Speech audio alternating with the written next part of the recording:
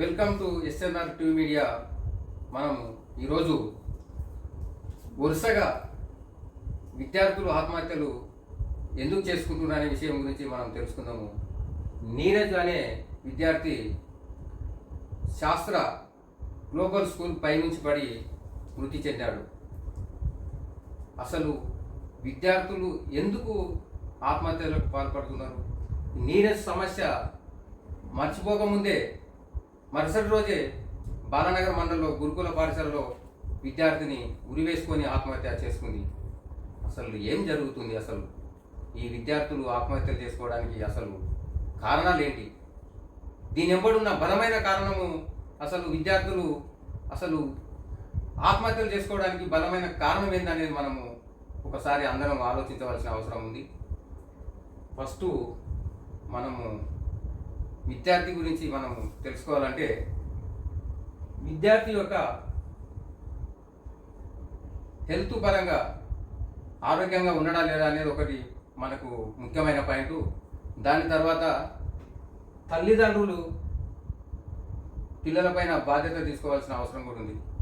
ఈ రోజులలో మనం ఏం చేస్తున్నామంటే పిల్లలను స్కూల్కు తోలిస్తున్నాం, కాకపోతే వాళ్ళు ఏం చదువుకుంటుర్రు, ఏం హోంవర్క్ చేస్తుర్రు, వాళ్ళ గురించి మనము మన ఇంటికి వచ్చిన తర్వాత టైం కేటాయించలేకపోతున్నాము.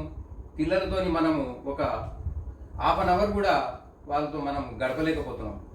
తల్లిదండ్రులు ఎట్లా అయిపోయిందంటే ఇప్పుడు బిజినెస్ పరంగా కానీ వాళ్ళ వృత్తి విద్యా పరంగా కానీ సమయం అనేది పిల్లలకు కేటాయించకుండా తల్లిదండ్రుల బిజీలో తల్లిదండ్రులు ఉంటున్నారు. పిల్లలు అసలు ఏం చేస్తుండ్రు, వాళ్ళు అసలు స్కూల్కి వెళ్తుండ్రా, మరి ఏం రెగ్యులర్గా స్కూల్లో ఏం జరుగుతుంది అనే విషయాలు కూడా తెలుసుకోకపోవడం కూడా మన తల్లిదండ్రులు కూడా కొద్దిగా అక్కడ పొరపాటు అనేది జరుగుతుంది.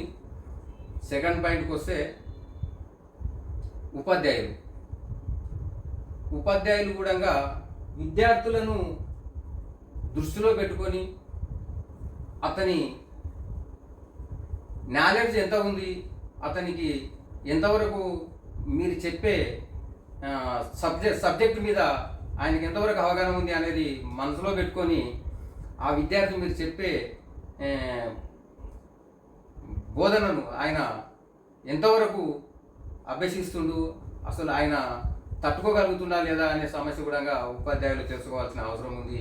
ఇప్పుడు విద్యార్థులకు కొందరికి ఎట్లా ఉంటుందంటే కొందరు ఫస్ట్ నుంచే బేస్ లేకుండా కొంతమంది విద్యార్థులు ఉన్నారు.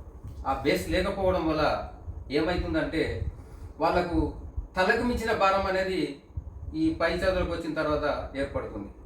వాళ్ళకు బేస్ లేనప్పుడు ఏం చేయని పరిస్థితికి వాళ్ళు ఇదైపోతుంది.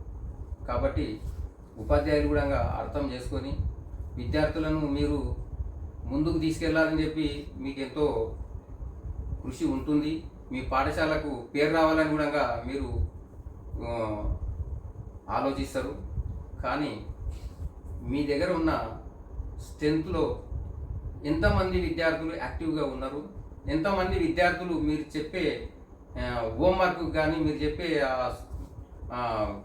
విద్యకు కానీ వాళ్ళు తట్టుకోగలుగుతారు అనేది వాళ్ళ సామర్థ్యాన్ని గుర్తించి కొంతమంది తట్టుకోలేని విద్యార్థులు ఉంటున్నారు.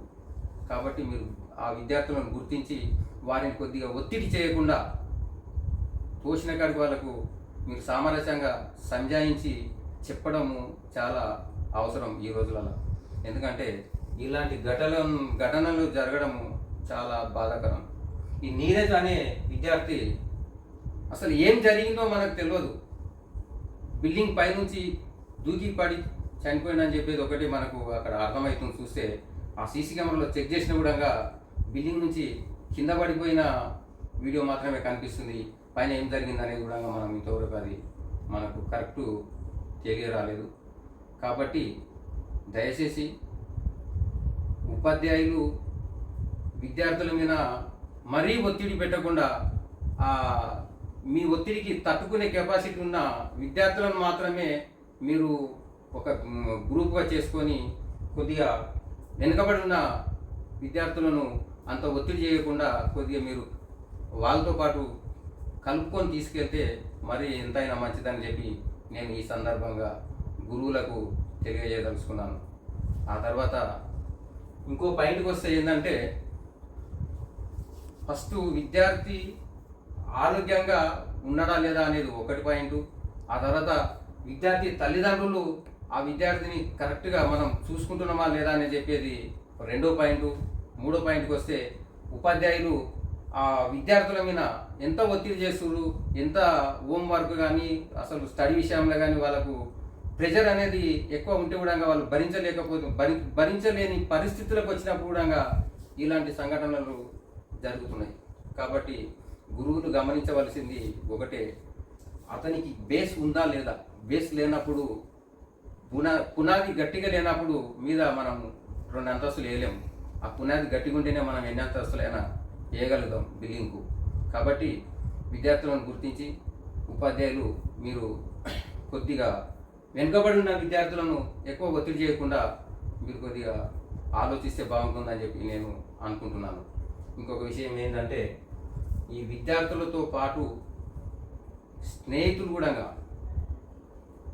వీళ్ళు తిరిగే స్నేహితులు ఎలాంటి వారు, వీళ్ళ నిత్య జీవితంలో వీళ్ళు విద్యార్థులు కలిసిమెలిసి తిరిగే స్నేహితులు కూడా కొద్దిగా ఎట్లా ఉన్నారు, ఏం కదా, షార్ప్గా ఉన్నారా, క్లెవర్గా ఉన్నారా, లేకపోతే వాళ్ళకి వేరే చెడు అలవాట్లు ఉన్నాయా అనేది కూడా అది కూడా కొద్దిగా మనం ఆలోచించవలసిన విషయాలు కూడా ఉన్నాయి.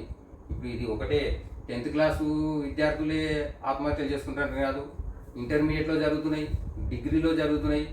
ఇలాంటి ఆత్మహత్యలు జరగకుండా ఉండాలంటే మనము జాగ్రత్తలు తీసుకోవాల్సిన అవసరం ఎంతైనా ఉంది. కాబట్టి విద్యార్థులకు ఎలాంటి ఇబ్బంది కలగకుండా కొద్దిగా గమనించి ఉపాధ్యాయులు మలుచుకోవాల్సిన అవసరం ఎంతైనా ఉంది. విద్యార్థులకు కూడా తెలియజేయడం ఏంటంటే, మీరు ఇలాంటి నిర్ణయాలు అకస్మాత్తుగా సడన్గా ఆవేశపడి మీరు ఈ ఆత్మహత్యలు చేసుకుంటే అసలు మీ జీవితం అనేది వ్యర్థమైపోతుంది. భగవంతుడు ఎన్నో జన్మల తర్వాత మానవ జన్మ వస్తుందని చెప్పి చెప్తూ ఉంటారు పెద్దలు. కాబట్టి మీరు ఏమన్నా సమస్య ఉంటే ఇంట్లో తల్లిదండ్రులకు చెప్పండి, లేదా మీ ఫ్రెండ్స్తో షేర్ చేసుకొని చెప్పండి. కానీ మీరు మీ మనసులో మీరు పెట్టుకొని ఏదో ఊహించుకొని మీ అంతటా మీరు క్షణిక ఆవేశంతో మీరు ఇలాంటి నిర్ణయాలు తీసుకోవడం అనేది కరెక్ట్ అయిన పద్ధతి కాదని చెప్పి నేను ఈ సందర్భంగా మీకు తెలియజేస్తున్నాను.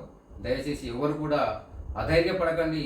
మీకు ఒకవేళ చదువు రాని వేళ మీకేమైనా ఇబ్బంది అనిపిస్తే మీ తల్లిదండ్రులతోని ధైర్యంగా చెప్పండి, నేను చేయలేను ఇంత హోంవర్క్, ఇది నాకు ఇబ్బంది అవుతుంది, నాకు భారం అనిపిస్తుంది అని చెప్పి మీ తల్లిదండ్రులతోని చెప్పుకొని మీరు ఇలాంటి నిర్ణయాలకు పాల్పడకండి. ఇంకొక విషయం ఏంటంటే, మీకు ఏవైనా సమస్యలు అంటే ఆర్థిక సమస్యలు, ఇలాంటి సెల్ ఫోన్ గేమ్ల గురించి చెప్పిన కదా నేను, ఆ గేమ్ల విషయంలో కానీ దాంట్లో కానీ, లేకపోతే ఇతరత్ర సమస్యలు ఏమైనా ఉన్నా, లేకపోతే ఇతరులు ఎవరైనా వేరే విషయాలలో బెదిరిస్తున్నా, అలాంటి మీ మనసులో ఏమైనా ఉంటే కూడా మీ తల్లిదండ్రులతోని షేర్ చేసుకొని మీరు దాన్ని పరిష్కరించుకోనికే ప్రయత్నం చేయండి. కానీ ఇట్లా అనవసరంగా మీ జీవితాలను నాశనం చేసుకోవద్దని చెప్పి నేను కోరుకుంటున్నాను. ఎలాంటి విషయంలో కూడా మీరు అధైర్యపడకండి. మీరు అన్ని విధాల ముందుకొచ్చి అన్ని సమస్యలు వచ్చినా ఎదుర్కొంటామనే ఆలోచనతో మీరు ముందుకెళ్ళండి. మీరు దయచేసి ఇట్లాంటి ఆత్మహత్యలకు మాత్రం దయచేసి పాల్పడొద్దని చెప్పి నేను విద్యార్థులకు కూడా నేను తెలియజేస్తున్నాను.